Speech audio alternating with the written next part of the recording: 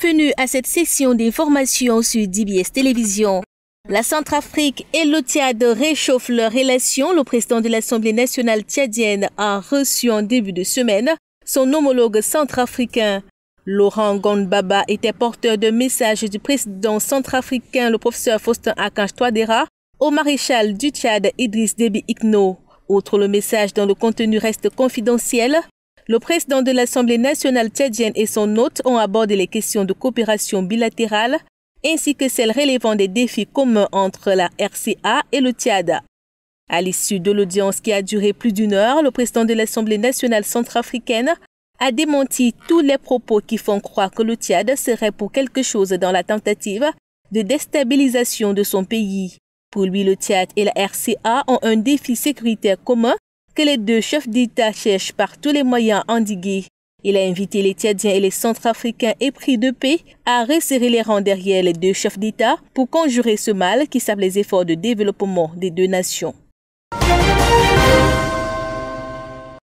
Et puis sur place en Centrafrique, Mahamat Saïd Abdelkani, ancien chef de guerre de la Séléka, sera ce jeudi pour la première fois devant le juge de la Cour pénale internationale.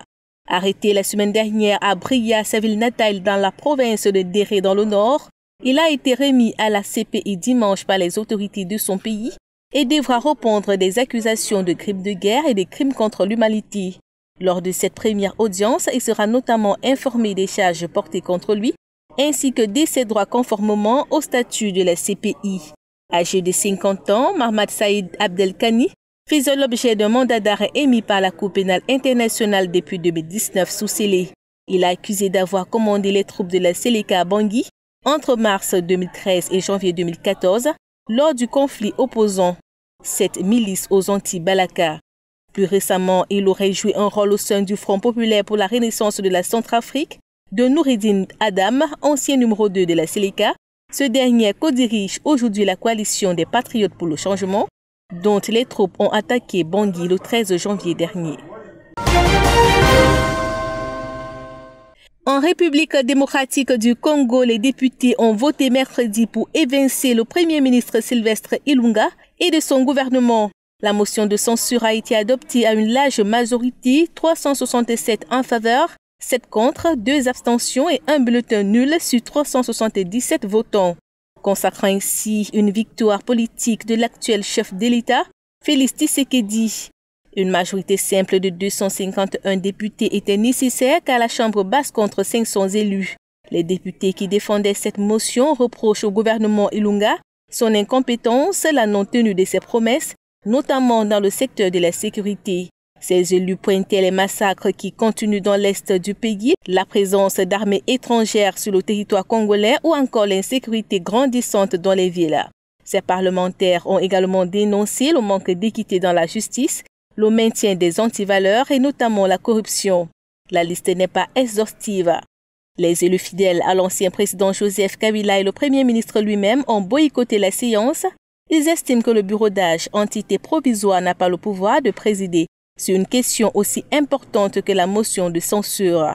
Ils citent notamment la Constitution et le règlement intérieur de la Chambre basse qui, de leur avis, limitent les prérogatives de ce bureau à l'organisation d'un vote pour établir un bureau définitif. Initialement prévu mardi, la plénière a été reportée à mercredi car le Premier ministre était en mission pour consulter l'ancien président Joseph Kabila à Lubumbashi. Au Nigeria, le président Muhammadu Buhari a limogé 4 chefs de l'armée. Décision prise alors que le pays est confronté à une vague d'enlèvements et d'activités des insurgés de Boko Haram.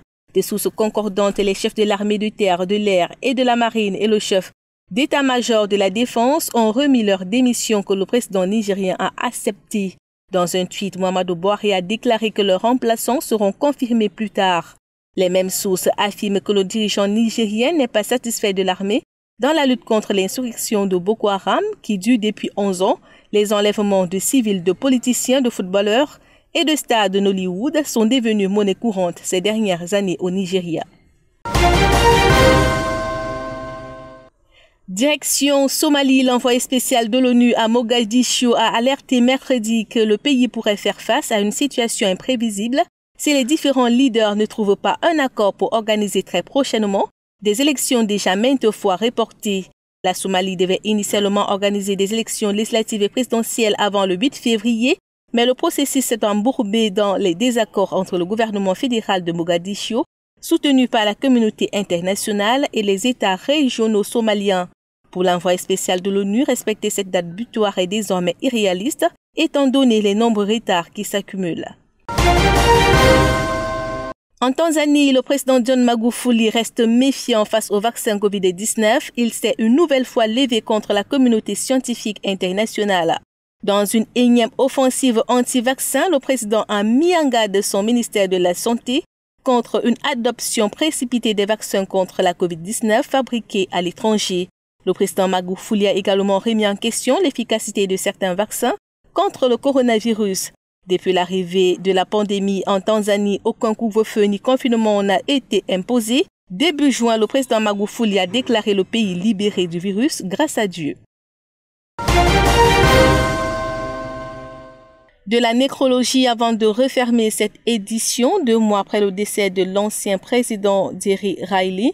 Les Ghanéens ont célébré le souvenir du charismatique dirigeant pendant 4 jours avant de lui offrir des funérailles d'État mercredi.